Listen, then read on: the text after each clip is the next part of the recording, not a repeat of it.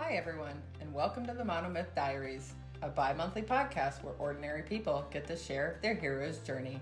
I'm Mandi. And I'm Karen, and we'll be your hosts. Each episode will feature a hero who will share their journey of growth. We'll hear stories about forgiveness, survival, determination, and much more. We're glad you're joining us because we all have a monomyth to share, and someone out there needs to hear it. Welcome back to the Monomyth Diaries, to our second episode. Just a quick reminder to our audience that this is an advice-free zone. Take what you like and leave the rest. This is my personal journey, or my monomyth only.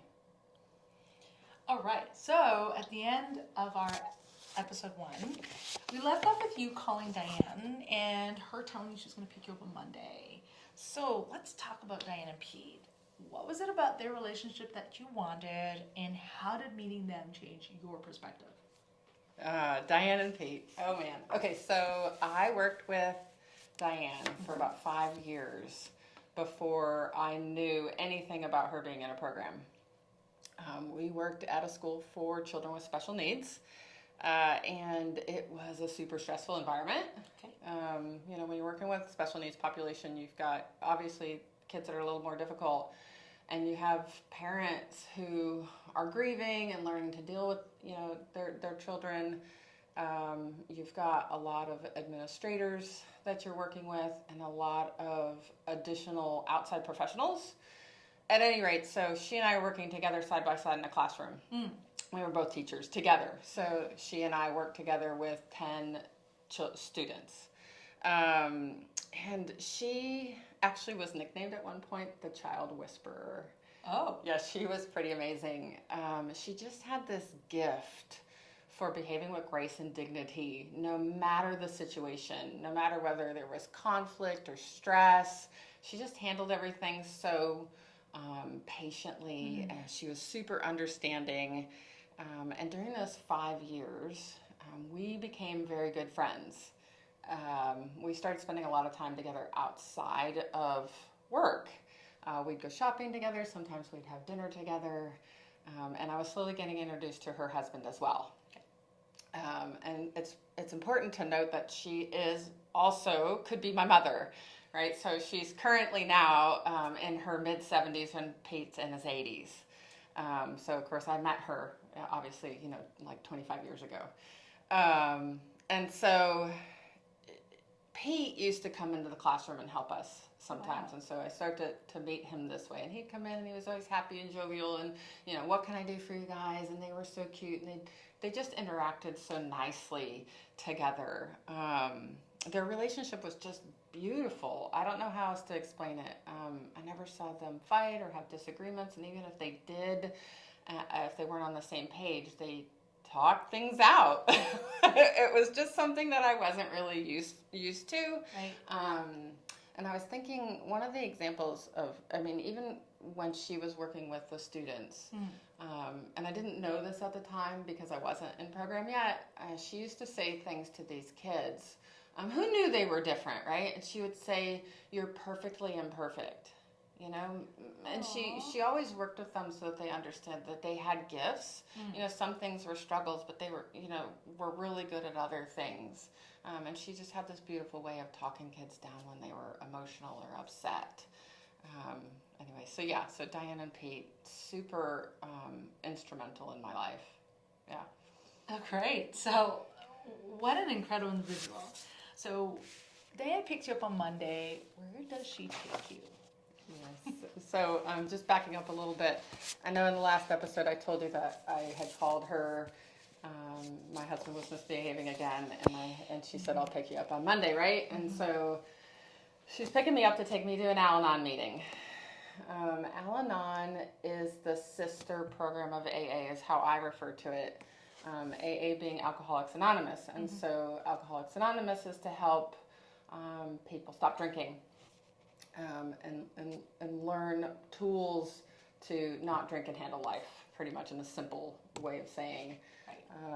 And Al-Anon is a program that models those same 12 steps.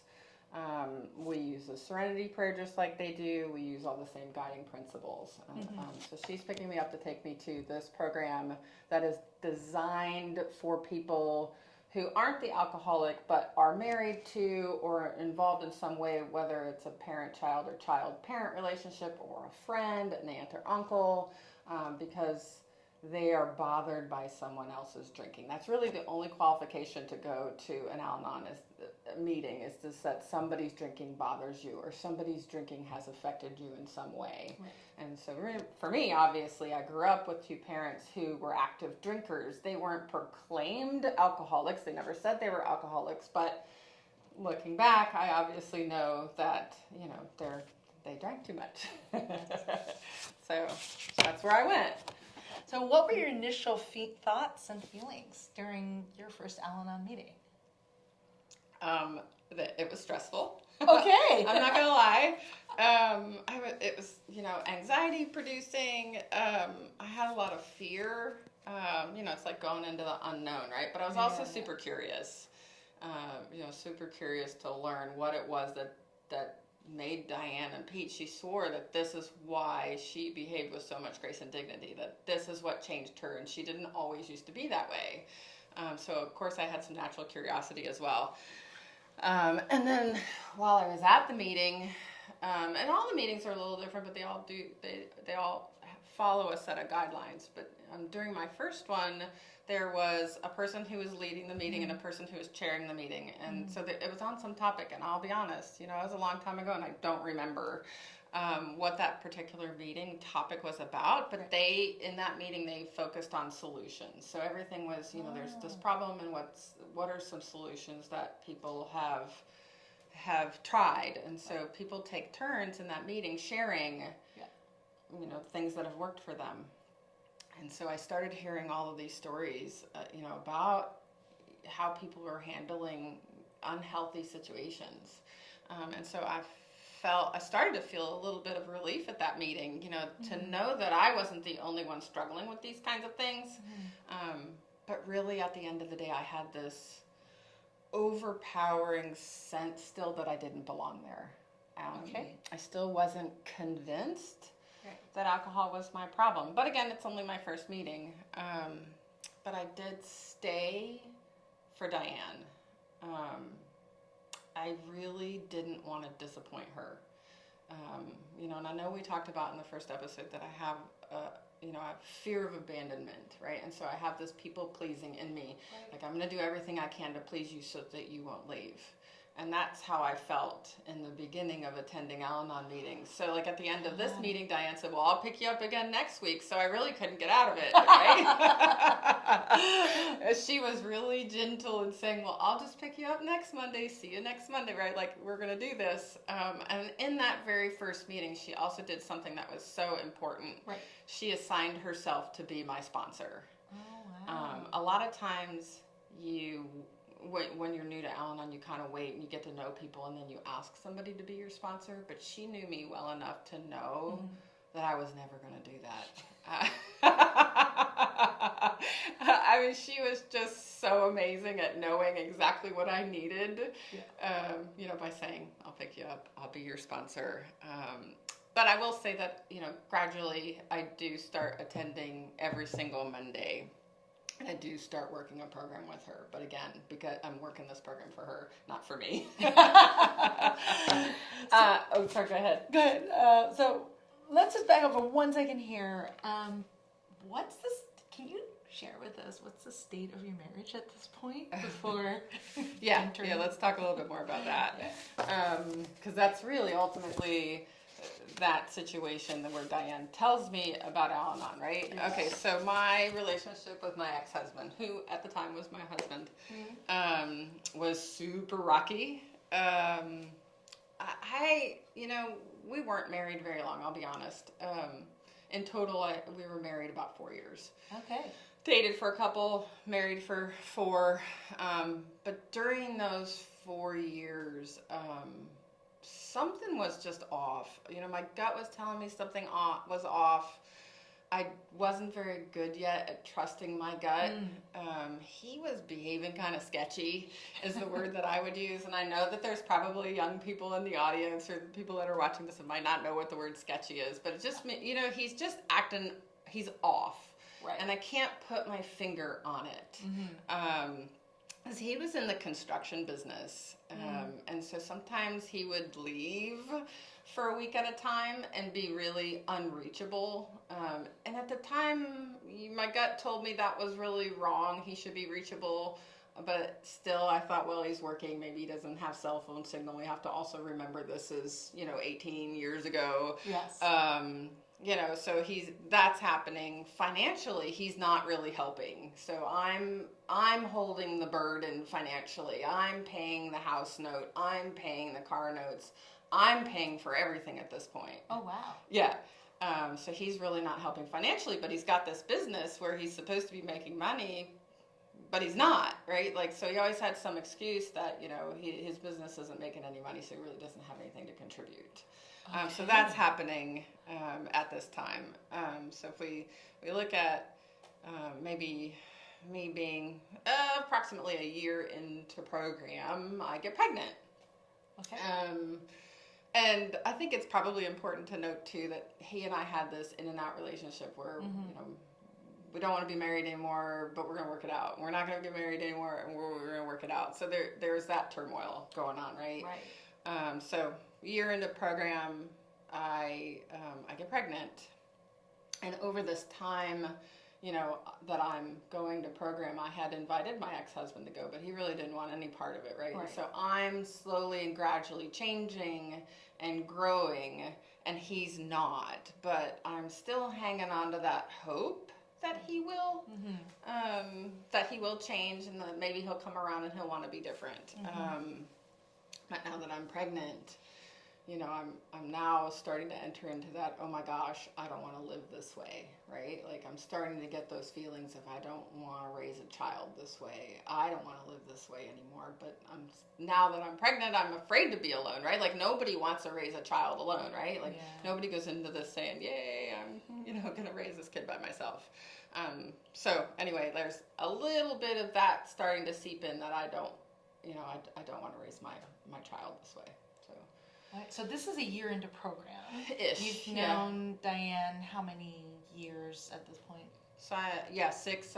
So when I'm pregnant, 5 or 6 years, something like that, timeline wise, yeah. Okay, so obviously her relationship with you is very significant. Can you describe for us a specific moment when her example of unconditional love made a huge impact on your life?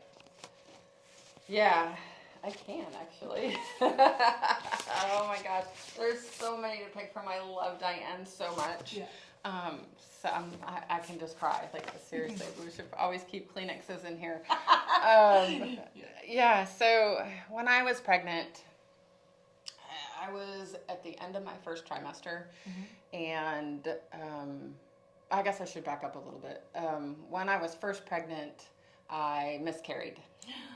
And I think we talked about that a little bit in the very beginning. And so a month later, after, you miscarry, whatever, you go back to the doctor and they kind of check you out, and it turns out I was still pregnant. Oh, wow. Yeah, so technically they have said that Weston, my son, was supposed to be a twin. So here I am, still pregnant. Right. I know, it's crazy. Oh, my goodness. Yeah, it's really kind of a crazy story. So I'm still pregnant, and I make it through my first trimester taking medication because my body doesn't produce a particular hormone that I needed, and so I'm taking these hormones, and I end up on bed rest after my first trimester because I ended up with a tear in my placenta. Wow. Yeah, it was hard to be on bed rest from, I think it was like 20 weeks on. And I have to remember my ex-husband is kind of hit or miss. He's sometimes around, sometimes not around. And so I'm on bed rest, and Diane is coming to my house regularly and having one-on-one Al-Anon meetings with me because now I can't get to meetings, right? And so she's coming over, and we're reading literature together, and we're working the 12 steps, and she's bringing me food because I'm really not supposed to be out of the bed. And one night, I just remember I was crying and crying and crying because I realized that I'm going to do this by myself. And and I'm like, oh my God, I'm gonna have to raise this child alone. And I remember her holding my hand and saying, Mandy, you may not have a husband, but you're not alone. You're not going to be alone anymore. And you see, I'm going to cry. That was so important to me because, I've got this sense of abandonment. And for the first time, I really feel like, she's not going to leave me. I'm not going to have to do this alone. And that was so monumental. That's, and so if you fast forward, I still have to go to doctor's appointments where I do have to get out of the bed. And she comes and she picks me up. She's the one who takes me to every single appointment. Not my ex-husband. She did. She made sure I got there. She made sure I was where I needed to be. She made sure I was okay, and held my hand through the whole thing. She was there the day that my son was born. One of the few people who were, that's still part of his life, that was there that day. So that is one of those times that I could tell you so many more, but that one so stands out to me. Yeah. Oh my goodness. Wow. Oh Yeah. my gosh. Anyway. I'm so glad that you'd met Diane and that she was present because clearly Yes, she changed my life. I'm kind of my jaw's on the ground right now, so forgive me that I'm like speechless. Yeah. That's incredible. Yeah, she does that to people. So backtracking, you're entered this new realm, if you will, if we can call Al-Anon like this new universe. How did your reasons for joining Al-Anon evolve from wanting to fix your ex-husband and not disappointing Diane, because she was like, I pick you every Monday, and you're like, oh, okay, to now you're actively like taking agency in this and seeking a better life for your son, Weston. Yeah. Yeah, you're right. Initially, when I got into program, I was there looking for solutions on how to make my ex-husband behave. That's really what I wanted. And I think you'll hear that from a lot of people who get into Al-Anon as they really initially go, because they want to get somebody sober or they want to change somebody else, right? So that is originally why I started going. And then, of course, I stuck around because I didn't want to disappoint Diane. And then, of course, I get pregnant, right? And so, as I said, I started to get these feelings of I don't want to raise a child the way that I was raised, which is how this was feeling with my ex-husband. And so I start seeing and attending meetings because I want to break the cycle, right? Like, so and I know that's a common phrase that you hear, alcoholism runs deep in my side and my ex-husband's side of the family. And I am determined that I'm going to break the cycle because I don't want Weston to grow up that way, right? But I'm still teetering on that fence of, I haven't quite gotten that really it's a program for me, for myself, for self-reflection. So I'm still kind of teetering on that, I'm really here for Weston, but sort of here for myself, if that makes sense. Yes. Yeah. Wow. Oh gosh. That's a lot to process though, definitely. And so proud of you for having come out the other side. Thank you. So I'm catching everybody up. As of today, you aren't married to your first husband anymore. No. Has been for a while. Do you mind sharing with us what happened? And why do you consider this to be the biggest blessing in your life? Yeah. I like to call it the Christmas disaster. I am not married to him anymore. I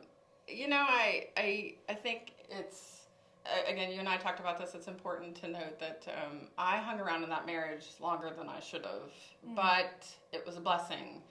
I'm grateful that I was married to him, and I'm grateful that I divorced him. But let's talk about what really, nail in the coffin for me that gave me the biggest awakening on Christmas, Yeah. when my son was little, he was not a year old yet. Yeah.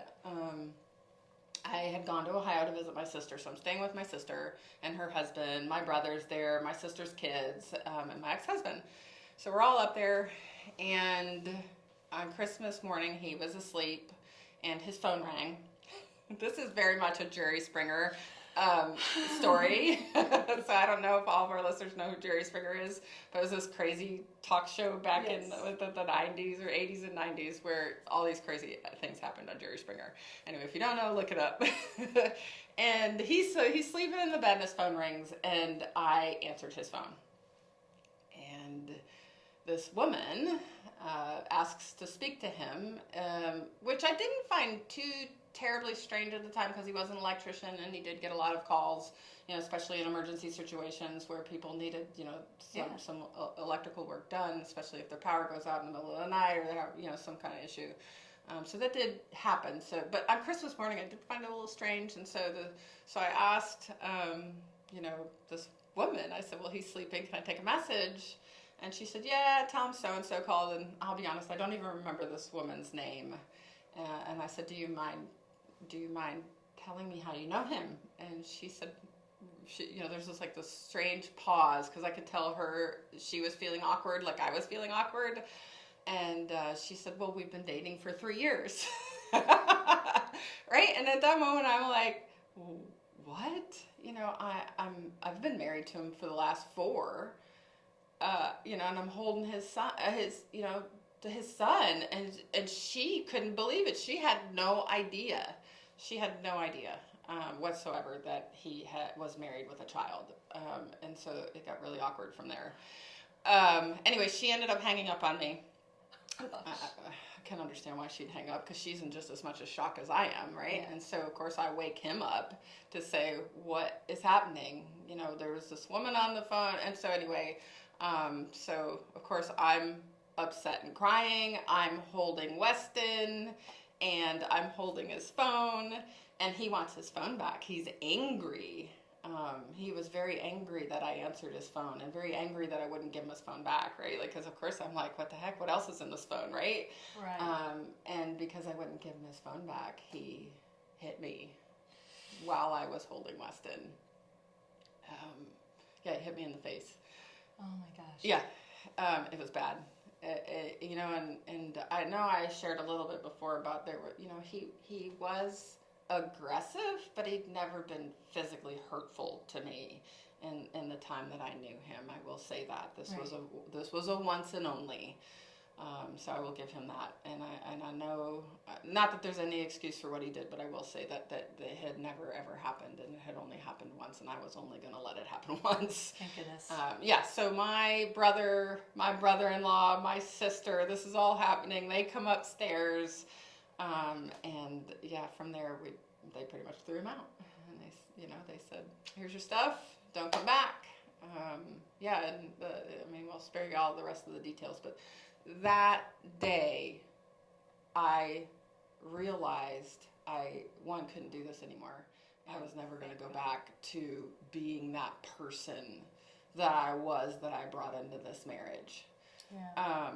When he and I got together, we were both sick. And I use the word sick. It could be unhealthy. We both came from alcoholic backgrounds. Right. His manifested in one way, mine manifested in another way. And I realized that I picked him. That there was something wrong with me too. He wasn't the only one who brought this to the marriage. You know what I mean? He wasn't the only one to blame. And so I realized at that moment, I got to work on me. This is not. Yes, Weston will benefit if we can break the cycle, but I've got to work on me. You know what I mean? Yeah. I'm the only person who can fix this situation. I can't expect him to change. I can't, try to change, what Weston's environment unless I work on me. And so to answer your question about the biggest blessing, I'm so grateful that I met him. And I'm so grateful that I married him because I wouldn't have found program. Right. You know, I wouldn't have found it as early as I did. Um, and I'm so grateful that I divorced him. You know, but at the same time, I got Weston. I got our son. And he's such a blessing in my life, you know. And anything bad that I would say about my ex-husband would be like saying bad about half about Weston, if that makes sense. Yeah. You know? So I'm grateful for him. Al-Anon in general has given me so many tools in handling situations in my life, of handling the effects of alcoholism. You know, take what you like and leave the rest is something that I learned there. You know, it's so important to me that, you know, take the good things with you. You know, not everything is going to be good. You know, problems are the gifts we grow from, right? Yeah. So yeah, it's such a gift. That Christmas was such a gift that shaped my journey in Al-Anon, because I'm going to move forward really and truly looking at myself and working on myself and trying to be a better person for not only myself, but for Weston, because let it begin with me, right? And then that's the only way. If I if I want to see change, I got to start with me. And I had never, ever thought that prior to meeting Diane, being in Al-Anon. So, yeah, gift, big gift. The last question I'm going to ask is, you know, when you share about your ex-husband, there's not anger, there's not hostility with you. Like, what was, you know, what did you learn in program to be able to adopt that attitude, to not be bitter and actually be very grateful, like appreciative, which is, it feels so counterintuitive to say that. How'd you come to that? Yeah, there's so many things that I've learned in program that has helped me not be resentful and bitter.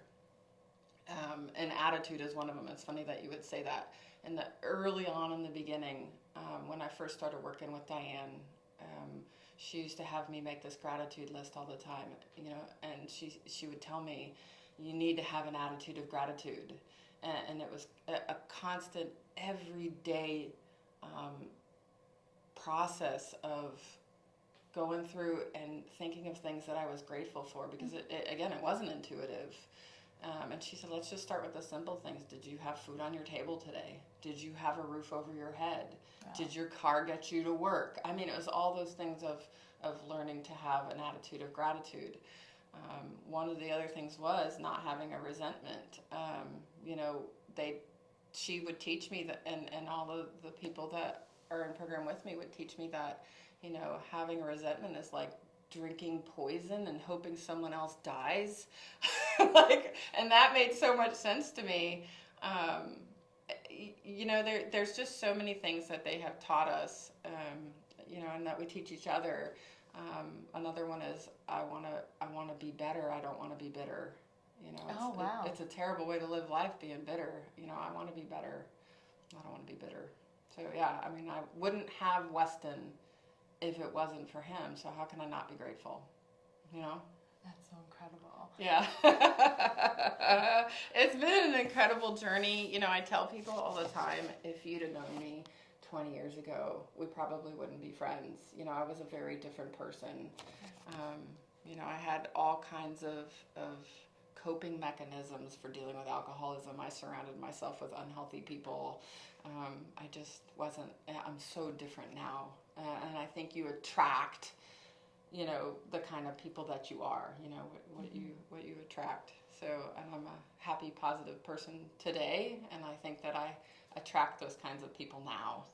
You know, and back then I attracted people who weren't that way because I wasn't, if that makes sense.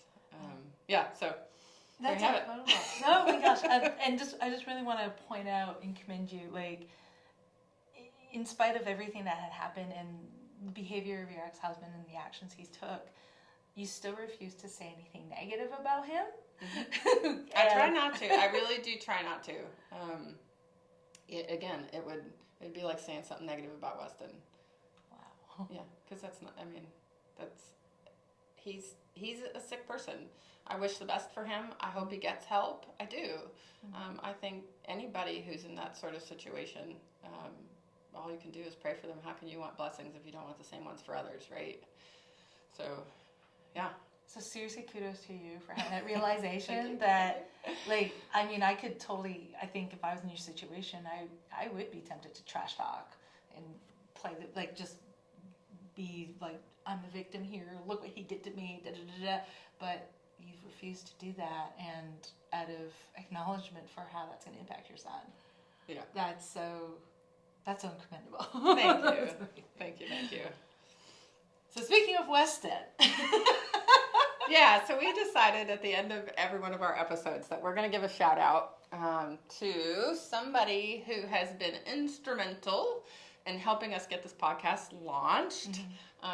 Again, back to that attitude of gratitude. So we want to make sure that we're letting people know that we're grateful for the things that they've given to us for fun and for free to help us on our journey of sharing these stories with other people. So who are we giving a shout out today?